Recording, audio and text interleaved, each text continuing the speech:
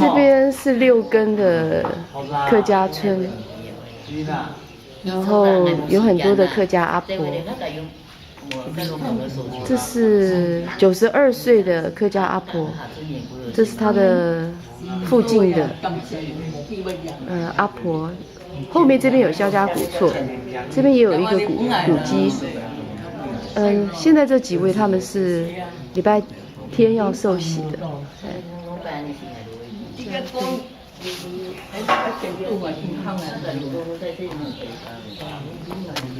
这边有一个三省堂，不晓得是什么。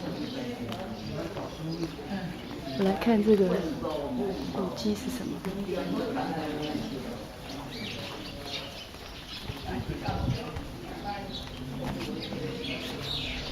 哦。